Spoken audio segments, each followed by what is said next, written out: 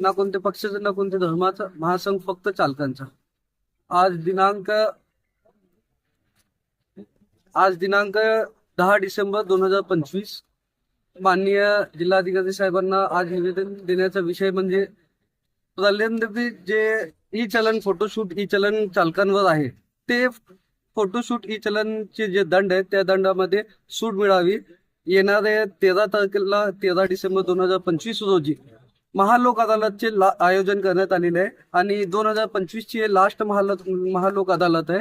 तर आमच्या महासंघातर्फे माननीय जिल्हाधिकारी साहेबांना निवेदन आहे की आम्ही गेल्या कित्येक महिन्यापासून सतत पाठपुरावा करत आहे आणि निवेदने दिलेले आहे की वाहतूक शाखेला आपण एक समज देऊन वाहतूक शाखेसंदर्भात लोक अदालतमध्ये एक ज्युडिशियल प्रतिनिधी आणि जिल्हाधिकारी कार्यालयाचा प्रतिनिधी तिथं नेमणूक करून जे चालक तिथं आपला दंड ची तडजोड करण्यासाठी येणार आहे त्यांना त्या दंडामध्ये सवलत मिळावी आणि त्या दंडामध्ये सूट मिळावी, यासाठी आम्ही सातत्याने महासंघामार्फत जिल्हाधिकारी कार्यालयाला आणि माननीय उपायुक्त गोहर हसन साहेबांना आणि वाहतूक शाखेला कंटिन्यू आम्ही सतत ते निवेदन वगैरे दिलेले, तरी पण आज तक कोणताही निर्णय त्यावर लागलेला नाही. त्यासाठी आज खास करून सर्व रिक्षा चालक बांधव आणि सोलापुरातील मोठ्या प्रमाणात इथं हजर झाले आणि साहेबांना निवेदन दिलेले. आणि एकच गोष्ट आम्ही एक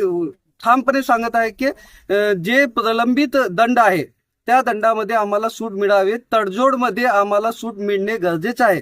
का म्हणजे लोक अदालतच्या जे ध्येय आहे ते ध्येयच हे की जे पण पक्षकार आहेत त्या पक्षकाराला तडजोड व्हावी आणि तडजोडमधून त्यांना सवलत मिळावी, यासाठी लोक अदालत लागतात. पण गेल्या 3 लोक अदालत आणि त्यामागील गेल्या वर्षाची मागील लोक अदालतमध्ये आज तगायत 1ही रुपयाचा तडजोड म्हणून माफी रिक्षा चालकांना किंवा बाकीच्या चालकांना मिळालं नाही.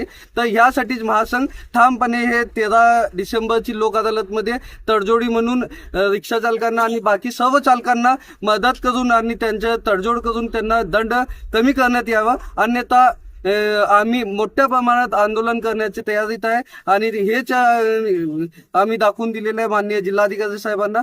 आणि येणाऱ्या काळात जर तुम्ही तडजोडीच्या नावाने लोक अदालत भरवत असेल तर एकही चालक लोक अदालतमध्ये हजर होणार नाही, अशी ग्वाही आम्ही सर्व महासंघातर्फे चालकांतर्फे देत आहे. जय हिंद, जय महाराष्ट्र.